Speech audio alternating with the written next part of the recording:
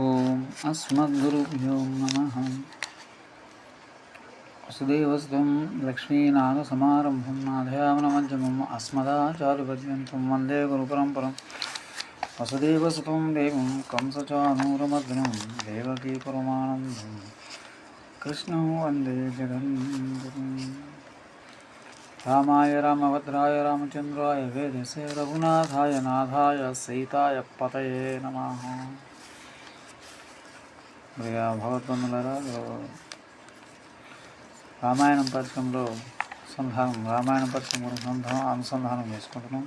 శ్రీమద్ రామాయణం రాసింది ఎవరని అడిగితే, చక్రే ప్రచేత సహ పుత్రో తం బ్రహ్మప్యమన్యతో వేద ప్రచేతసా దాసీత్ అనడం బట్టి ప్రచేతసుని పుత్రుడు ప్రాచేతసునుడు అని ఆయన రాశాడని తెలుస్తుంది. శ్రీమద్ రామాయణం అడిగితే భార్గవేణ మహాత్మన భార్గవేణ తపస్విన రంబటి భార్గవుడు అనే పేరు గల తపోధనుడు రాశాడని తెలుస్తుంది. ఇదే ప్రశ్న విష్ణు పురాణం రాసిన వ్యాసుని అడిగితే వృక్షో భూ భార్గవ తస్మాత్ వాల్మీకి అభిధీయత అనడం బట్టి వృక్షుడని ఆయన రాశాడు అని తెలుస్తుంది. అసలు వాల్మీకి నీ పేరేమిటి అని అడిగితే ప్రచేతసోహం దశమపుత్రో రాఘవనందన అనడం బట్టి ఆయన పేరు ప్రాచేతసుడు అని చెప్పాడు. ఏ ఒక్క సాక్ష్యం జరగలేదు సరిగదా శ్రీమద్ రామాయణాన్ని ఎందరు రాశారని అనుమానం కూడా కలుగుతుంది. ప్రాచీన విధానం ఇదే. లోభావాలను పరిశీలిస్తే అర్థం కాని విధంగా వారు రాస్తారు. ఒక పురాణంలో చిక్కుముడిని వేరొక పురాణం ద్వారా విడిపడుతుంది. ఈ రహస్యం తెలియని ఆప్రాచులు ఆంగ్లేయులు భారతీయ గ్రంథాలు చాలా వాటిని తగలబెట్టి అంతటితో మనకి ఒక పురాణాలే లేవనుకున్నాం. కానీ జీవించిన గ్రంథాల ద్వారా పోయిన వాటిని భారతీయులు అనుకోవాలని వారికి తెలియదు. లోతుగా చూడని వాళ్ళు, ఇతరుల మాటలు నమ్మేవాళ్ళు మన పురాణాల అబద్ధాలని తడుముకోకుండా అని చెప్పేవారు అనేసారు. అసలు పురాణాల అబద్ధాలు అనేవాళ్ళు పుడతారని పురాణాల్లోనే ఉండటం బట్టి పురాణాలు నిజం. ఇంతకీ మహర్షి పేరులో చిక్కుముడి స్కాంద పురాణం ఉమాసంహిత రామాయణ మహత్యంలో బ్రహ్మ స్వయంగా వాల్మీకి చెప్పిన దాన్ని బట్టి విడిపోతుంది.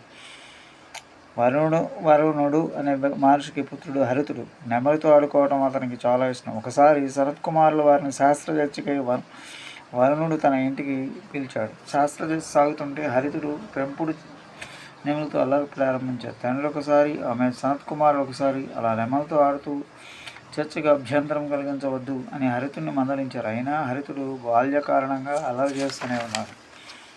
2 మార్లు వారించిన ప్రయోజనం లేకపోవడంలో కిరాతక ధర్మంతో ప్రవర్తిస్తున్నావు కాబట్టి భృగువంశంలో ప్రాచీనమైన కిరాత ధర్మంతో పుట్టు అని సనత్ కుమారుల వారు శపించారు. కిరాతంగా పుట్టు అని మాత్రం శపించకుండా పలాల వంశంలో పలాల వాని పుత్రునిగా పుట్టు అనడం వలన ఈ హరితునికి ముందు కాలంలో శ్రీమద్ రామాయణ కర్త కాబోయే అదృష్టాన్ని సనత్ కుమారుల వారు కలిగిస్తున్న భావించాలి.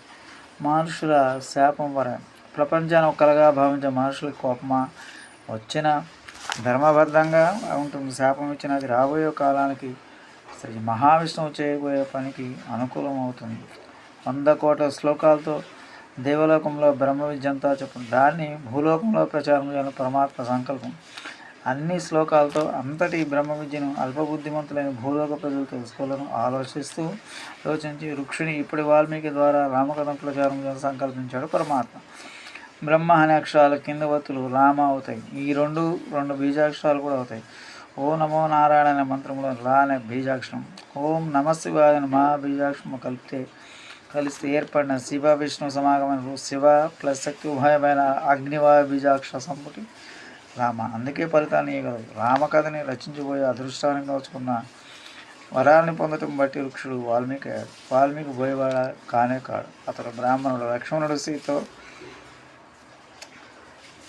సకావరమకో ఇప్రో వాల్మీకి మహాయశ మచ్ఛందా దేవత బ్రహ్మం ప్రవృత్తిం సరస్వతి అని బ్రహ్మయ్య స్వయంగా వాల్మీకిని బ్రాహ్మణుడా అని పిలిచాడు. వాల్మీకి వృక్షుడని వృక్షోభో భార్గవ తస్మాత్ వాల్మీకి విధీయతే. విష్ణు పురాణం భార్గవుడని భార్గవేణ మహత్ తపస్సున రామాయణ ఉత్తరకాండ.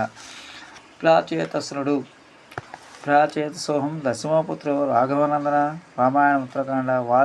వాల్మీకి శాచం పుమాన్ కూడా పేర్లు కనిపిస్తున్నాయి. భృగువంశంలో పుట్టడం చేత భార్గవుడని, ప్రచేతన 10వ పుత్రుడు కాబట్టి ప్రాచేతనస్తుడని పేర్లు వచ్చాయి. అసలు పేరు వృక్షుడు. రాచేతునికి వాల్మీకి మహర్షి అని పేరు కూడా ఉంది. దాన్ని బట్టి వాల్మీకి పుత్రుడు వాల్మీకుడు కూడా అయ్యాడు. మహర్షి ఇంట బ్రాహ్మణ కులంలో పుట్టిన కారణం వేదాంగాన్ని అభ్యసించిన శాపవశాత్ ఆయన కిరాతక ధర్మంతోనే ఉంది. అందుచేత భూయవాడైన పేరు లోకంలో నిలిచిపోయింది.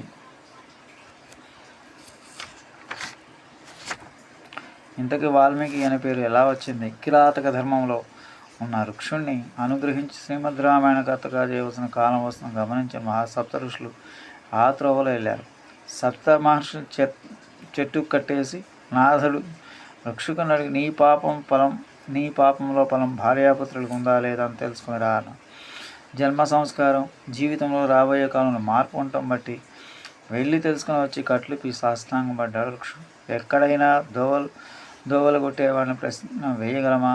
వాడు తెలుసుకుని వస్తాడు. ఇదంతా భగవన్ శాపమే వరం అంటే ఇదే. తన పుణ్యంలో భాగం భార్య పుత్రులకు ఉంది, పాపంలో మాత్రం కాదని తెలిసి జీవితంలో తరించే విధం తెలుపమన్నాడు. వాల్మీకి జన్మతగా బ్రాహ్మణుడైన కిరాతక ధర్మం ఉన్నవాడు కదా, అందుకే నారదుడు రామనామాన్ని వ్యత్యస్తంగా మరా అని ఉపదేశించాడు. దాన్నే 12 లక్షల మార్లు అక్కడ కూర్చొని వృక్షం చేపించాడు. పుట్టలు పెరిగాయి. నారదుడు తిరిగి వచ్చాడు. పుట్టలు పెరిగిన వృక్షకుండే చూసి వాల్మీకములను వచ్చినవాడు కాబట్టి వాల్మీకి అవుతామని ఈ పేరు చిరస్థాయి అవుతుందని తెలిపాడు. 12 లక్షల మార్లు రామనామాలు జపించిన ధన్యుడు వాల్మీకి అని నారదుడు వాని పెట్టుబడిన పేరు కలవాడని అది ఒక బిరుదని గ్రహించాలి. ఈ వాల్మీకి బ్రాహ్మణుడు రామమంత్ర సిద్ధి పొందినవాడు కాబట్టి వేదములో రహస్యాలను చెప్పగలిగాడు. రామునికి ప్రీతిపాత్రుడయ్యాడు. చిరస్థాయిగా కాగలిగాడు. మంగళాశాసనపరమరాచార్య పురోగమై సర్వైస్య పూర్వైరాచార్యే సకృపాయాస్తు మంగళం.